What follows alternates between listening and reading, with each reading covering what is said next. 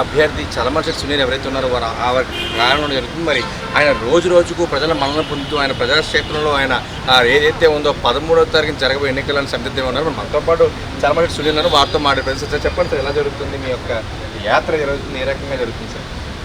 ముఖ్యంగా నేను గత 75 రోజుల నుంచి కూడా కాకినాడ పార్లమెంట్ ప్రచారంలో పాల్గొన్నాను. ప్రతిరోజు కూడా రెట్టింపు ఉత్సాహంతో వైఎస్ఆర్ కాంగ్రెస్ పార్టీ కార్యకర్తలు కానీ నాయకులు కానీ మేమందరం కూడా ప్రచారంలోకి వెళ్ళినప్పుడు మాకు పెద్ద ఎత్తున ప్రజలు పాల్గొంటున్న స్వాగతాలు కానీ మాకు చూపిస్తున్న ఆగ్రహణాలు కానీ మాకు రెట్టింపు ఎనర్జీతో మేము తిరుగుతూ ఉన్నాం. సో ఇప్పుడు చాలా కీలకమైన దశలోకి వచ్చాం. అంటే ఇంకో 12-13 రోజులే ఉంది ఈ క్యాంపెయిన్. తప్పకుండా ఇదే రీతిలో ముందుకెళ్తే ఈ కాకినాడ పార్లమెంట్ పరిధిలో ఉన్న 7 అసెంబ్లీ సెగ్మెంట్స్ని కూడా భారీ మెజార్టీతో కైవసం చేసుకుంటాం. అలాగే కాకినాడ పార్లమెంట్ని కూడా గతంలో ఎప్పుడు లేని విధంగా ఈ రాష్ట్రంలో హైయెస్ట్ మెజార్టీతో గెలుస్తామని సందేహం లేదని సార్, మీరు ఏ పదవులు లేకుండానే యువతకి ఉద్యోగ అవకాశాలు కానీ ప్లేస్మెంట్ కానీ చాలా జరుగుతుంది. రేపు పొద్దున దేవుడి దయతో కనుక ఒకవేళ ఇది ఎంపీగా మీరు అయితే కనుక చలమశెట్టి సునీల్ మీరు రాజ్యాంగం ప్రకారం ప్రమాణ స్వీకరించిన తర్వాత ఏ రకమైన బుద్ధికరణ చేస్తారని నేను ఎలక్షన్ ప్రచారం నిమిత్తం మై విజన్ ఫర్ కాకినాడ, నా ఆలోచనలు కాకినాడ ప్రాంతంలో ఏంటి అని మేనిఫెస్టో రూపాన్ని ఒక ప్రణాళికాబద్ధంగా నేను పెట్టడం జరిగింది. దాంట్లో ఉన్న ప్రధానమైన 4 అంశాలు కూడా మొట్టమొదటిది ఈ కాకినాడ పార్లమెంట్ పరిధిలో ఉన్న 400 గ్రామాలను దత్తత తీసుకుని గ్రామానికి ₹1 నిధులతో రాబోయే 5 సంవత్సరాల్లో 400 కోట్ల అభివృద్ధి చేస్తామని చెప్పి హామీ ఇవ్వడం జరిగింది. అలాగే రెండవది ఈ ప్రాంతం అంతా కూడా ఎంతోమంది వీళ్ళందరినీ కూడా చాలామంది ఉద్యోగ అవకాశాల కోసం ఎదురు చూస్తూ ఉన్నారు. ఇప్పటికే మా సంస్థలో 3,000 మంది పనిచేస్తున్నారు.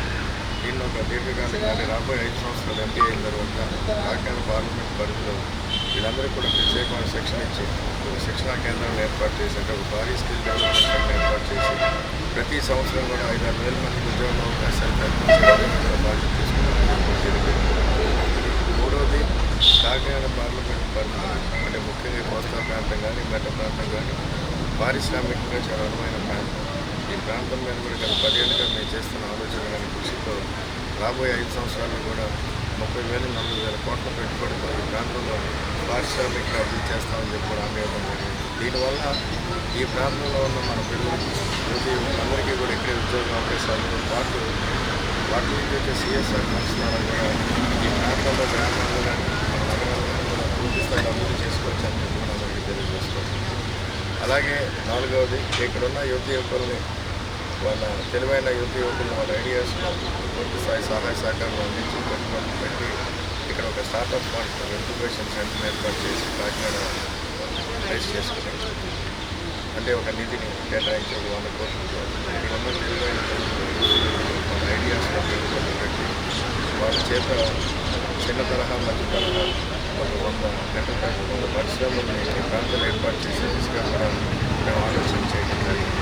ఈ 4 అంశాలతో నేను ఎలక్షన్లో పెట్టడం జరిగింది.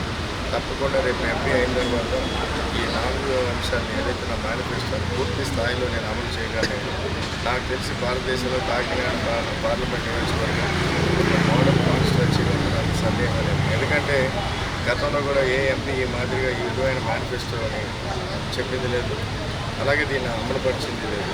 సో ఇది కాకినాడ పార్లమెంట్ నియోజకవర్గం ఆదర్శవంతమైన నియోజకవర్గంగా చూపించాలన్న ఆలోచన నా ఈ ఎలక్షన్ ప్రచారం దీన్ని మేనిఫెస్టోగా రూపొందించడం జరిగిందని చెప్పి కూడా మీ అందరికీ తెలియజేస్తున్నాను. సార్, ఇప్పుడు ఈరోజు తెలుగుదేశం మేనిఫెస్టో ఉమ్మడి మేనిఫెస్టో మీ మేనిఫెస్టో మీ నాయకులు ఏం చెప్పారు? 2029 వరకు 3,000 అనేది చేస్తారని చెప్పారు. బట్ ఈ రోజు ఏంటంటే మీరు చెప్పిన మేనిఫెస్టోలో 4,000 రూపాయల పెన్షన్ మీరు ఇచ్చేస్తారని చెప్పారు. దీని స్పందన ముఖ్యంగా జగన్మోహన్ రెడ్డి గారు మేనిఫెస్టో నవరత్నాలు చెప్పినప్పుడు ఆయన నన్ను నమ్మండి అని ఆ రోజున ప్రజల్లోకి వెళ్తుంది. ఈ రోజున వాళ్ళ నమ్మకాన్ని నిలబెట్టుకుని మీ ఇంటికి మంచి జరిగింది అనుకుంటేనే నాకు ఓటేయండి అని చెప్పిన దమ్మున్న సీఎం జగన్మోహన్ రెడ్డి గారు. అదే రీతిలో చంద్రబాబు నాయుడు గారు గత 3 సార్లు ముఖ్యమంత్రిగా ఉన్నారు. నేను 3 సార్లు ముఖ్యమంత్రిగా ఉన్నాను, నేను ఇచ్చిన హామీలన్నీ నిలబెట్టుకున్నానని మీరు నమ్మితేనే నాకు ఓటేయండి అంటే అప్పుడు ప్రజలు పూర్తి స్థాయిలో అవగాహన చేసుకుని ఏ మాదిరిగా ఈ హామీ పనిచేస్తుందని వాళ్ళు అర్థం చేసుకున్నారు. ఎందుకంటే గత సంవత్సరం జరిగిన మహానాడులో కూడా చెప్పడం జరిగింది. ఈ జగన్మోహన్ రెడ్డి గారు అప్పులు తీసుకొచ్చేసి అప్పులతో ఈ హామీలన్నీ నిర్వర్తిస్తారు, ఈ రాష్ట్రం శ్రీలంక లాగా అయిపోతుందన్నారు విమర్శలు చేయడం జరిగింది. ఇవన్నీ కూడా ప్రజలందరికీ గుర్తులాగా ఇవాళ ఆ తరమైన విమర్శలు చేసి సడన్గా ఆయన ఇవాళ ఇచ్చిన హామీలన్నీ చూస్తే ఇంచుమించు 1,35,000 కోట్లు అవసరం ఉంటుంది. అంటే ఇవాళ జగన్మోహన్ రెడ్డి గారు ఖర్చు పెట్టే 76,000 కోట్ల కన్నా అదనంగా ఇంకో 50,000 కోట్లు ఎక్కువ అదనంగా ఉంటుంది.